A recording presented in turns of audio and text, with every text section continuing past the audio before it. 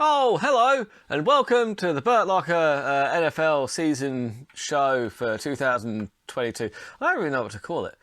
It's a tough one. Either way, I'm going to be recapping everything that happened in week 3 of the NFL. I'm going to be looking forward to some of the matchups in week 4, mostly looking at fantasy as well. Like, 'cause I'm a big NFL fantasy fan.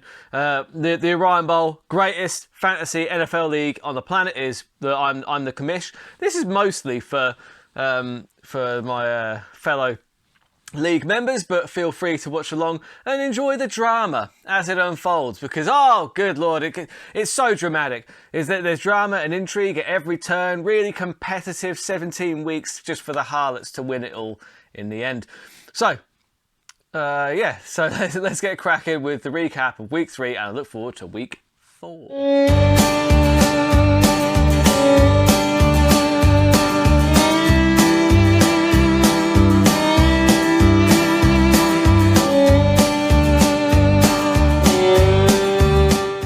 So, week 3, the Orion Bowl recap. Now, the entourage for week 3, we have got Vinny Chase. The Star Award goes to Josh Allen. Obviously, look, he did what he does, and what he does is be the star of that Buffalo offense, who is just absolutely flying right now, getting the Gorillas off the mark with their first win against me, which is bittersweet, honestly. Bittersweet. And then you've got the Johnny Drama, Mark Andrews. Johnny Drama is an old school buff guy. Mark Andrews carrying the Ravens and carrying the Suns to another impressive win. Although they didn't need to put up numbers last week, because the Legion of Trash hit the lowest score last week with an impressive 63.80. Well done, Legion of Trash. Very, very good. The Turtle Better Than Expected Award goes once again to Cordarrelle Patterson.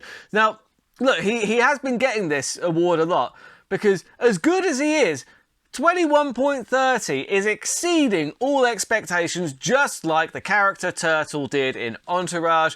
The Ari Gold / Jeremy Piven Versatility Award has to go to Lamar Jackson, who took the team with no namers to another impressive win over the Colts. And 218 passing yards, 107 rushing yards. The guy can do it all. It's just ridiculous. I did forget to mention, honorable mention, Baby got Dak, you got the highest score last week. Congratulations to you, brother. 133.64 is fucking fantastic. You also got your first trade accepted this week. I know you're happy about that. I know you were ecstatic. So congratulations, man. It's all coming up, Dak. Don't know. That's not a good mental image. Just put that out of your minds. Anyway, the Terrible award goes to George Kittle. You were disappointing for the Baltimore Ravens. You were a big reason that we have slipped to 1-2. You were disappointing, just like the character E was in Entourage. So my biggest takeaways from week 3 are, it turns out the Lions are pretty good, but just not good enough to beat Kirk Cousins. So also, Thielen is very touchdown dependent in fantasy. He did get a touchdown, and I should have played him. I admit that. I am sorry, Thielen. I should have played you. Still not playing you this week, though. Still not doing it. I ain't doing it, because I've got Chris Olave. So, and also I picked up Amari Cooper off the waiver wires. He's and I have to play Amari. He's against the Falcons, for God's sake. So, and the Jags have shut out both the Colts, and they've held the Chargers to 10 this season so far. So they might be quite good. James Robinson delivering as well. They put that new rookie in, but James Robinson's the real deal. I like him. He's a great running back, really powerful running back. He knocks people out of the way, and he peels off runs. He's very, very impressive. The Browns, I mentioned the Browns earlier. Their duo of Njoku and Cooper just look absolutely devastating at the moment. Now that I've picked up both, expect a very sharp decline.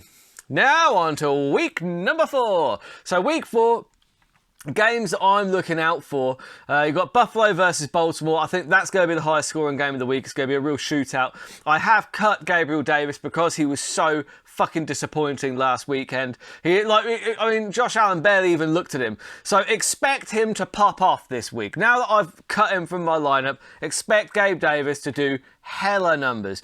Then you've got the Saints versus Vikings. I'm going to be there live with my good friends at the San Diego Harlots and the coach of the Indianapolis Colts. We will all be there in person. It's going to be a really good fun day. I cannot wait. I'm so goddamn excited because the live games is just such a fun day out. And I also have a player playing in that one, Mr. Chris Olave. So I'm going to be looking forward to that. He's going to have Dalton thrown to him rather than Jameis.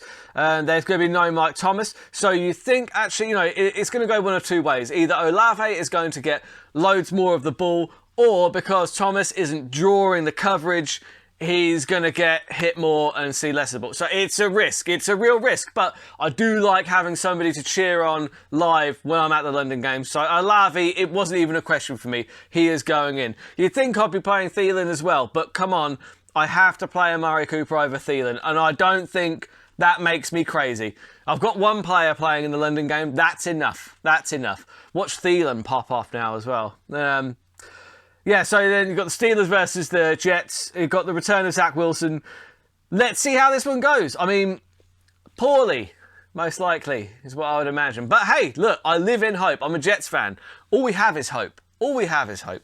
So, my week 4 anytime touchdown bet is Deontay Johnson to score anytime for the Steelers versus the Jets. Then I've got Gabriel Davis to score anytime for Buffalo versus the Baltimore Ravens because I cut him from my fantasy lineup, so he's definitely going to go in. That is a lock. That's locked. Thielen, again, not playing him this weekend. He's a lock. He's a lock to go in. Devonte Smith playing for my opponent this weekend, and it's not, that doesn't necessarily make him a lock, but it's just that Devonte Smith is really, really fucking good. He's very impressive. Wide receiver for the Philadelphia Eagles. So when he scores, I mean, he'll score for my fantasy opponent, but at least that's good for my bet. That's 33-1. That is absolutely awful. Let me know what you're betting on. Put your bets in the comments. I want to see them. I love seeing terrible bets and seeing how they pan out. So the week 4 Orion Bowl. The piece de resistance. This week's matchup, Baltimore Ravens take on the coach's sons. Baltimore Ravens being myself, being Bert. That's for anyone that's not in the league. Anyway, the coach's sons are unbeaten, 3-0. The reason is that they're very good. However, I've been given a lifeline here because Chase got held to 8.10 on Thursday, which is a good start for me. He should have got more than that, really. He's the best wide receiver over at the Bengals. So it's a tall order to draw level with the unbeaten top of the league. In order to draw level, I have to beat the streak, and that's probably not going to happen. Mark Andrews is a real problem. Ravens versus Buffalo is going to be very high scoring on both sides. The Lions D is an interesting choice though, because the Seahawks have looked pretty good, and the Lions, whilst they've been winning and they've been looking really good, they have been hemorrhaging points, especially to wide receivers. But I'll get more onto that later. Now, I've picked up the Eagles defense this week because they are at home and they get a shit ton of sacks. Like, you want those sacks because it boosts the numbers. I was tempted by the Jags D because they held the Chargers to 10 last week, and they also shut out the Colts completely. That defense is very good, but they are away from home and they're against Philadelphia. Philadelphia are very tough. They've looked very good so far this season, so I am hedging my bets. I'm going with the Philadelphia defense. I am playing Kittle this week. Whilst he let me down, he got the E-Terribleness Award this week. He let me down. LA also but it's George Kittle. George Kittle is going to find his rhythm. Come on, man. He has to. He's so... When he's on form, he's ridiculous. So I have to put him in. LA have given up the third fewest points to tight ends. On paper, it looks like a bad matchup. But which tight ends have LA been playing? And they give up loads of points to wide receivers. So look, there are still going to be points to be had there. I don't think those stats really apply to elite tight ends like Kittle. And although he was trash last week, I'm just... I can't live in last week. I have to look forward, and Kittle, if he's healthy, is the correct option. unless he really shits the bed this week, in which case Mr. Njoku will probably be going forward. But we'll cross that bridge when we come to it. I picked up Amari Cooper, who is a very nice matchup against Atlanta. They hemorrhage points to wide receivers. I've also got Olave versus the Vikings, but with no Jameis, as I mentioned before. The problem is here that the Suns have Hurts, Jefferson, Smith, and Andrews. So they are going to go 4-0 up. They're going to go 4-0, unbeaten on the season. My team is just not good enough to beat the current top of the league, not even close. I'm not going to give it a no chance. There's a small chance, but it's not going to be close. The Gorillas versus the Colts.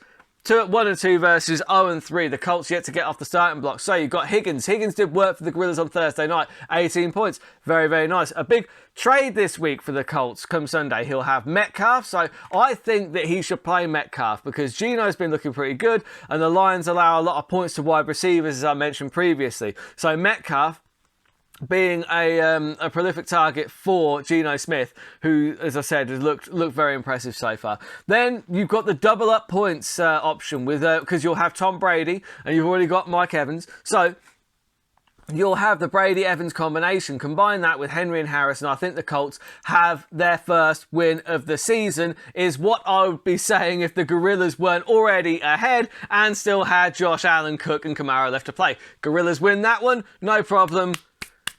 Unfortunately, the Colts go 0-4, and I don't know. They don't deserve to be 0-4, in my opinion. I think they're a better team than that. But either way, moving on, the Legion of Trash 1-2 versus the San Diego Harlots 2-1. Mixon and Burrow have already put the Legion ahead in an okay position, 33.48. That is okay. Not spectacular, but that's okay. The Harlots got nearly half that from their wide receiver being Tyreek Hill. So this is as good as being 0-0.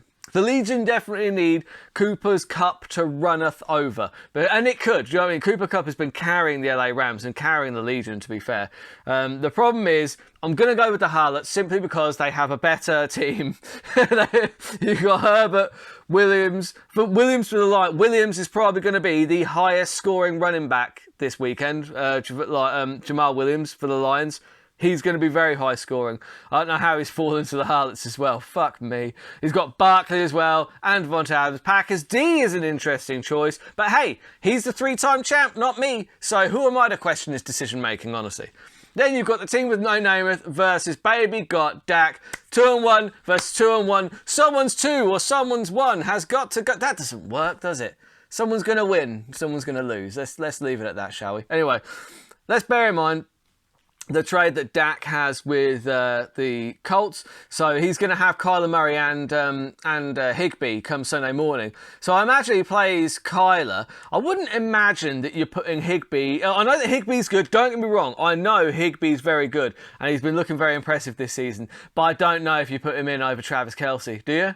Do you? Let me know in the comments. Would you put Higbee in over Travis Kelce this weekend? I want to know, because for me, it's got to be Kelce all day. But Kyler's a really solid addition. London is basically number 1 at Atlanta, but Atlanta are trash, so I'm not sure how much that's really worth, honestly. McCaffrey and Chubb should both be good for 15 each or more, and the rest. So especially Chubb. Chubb's looked outstanding.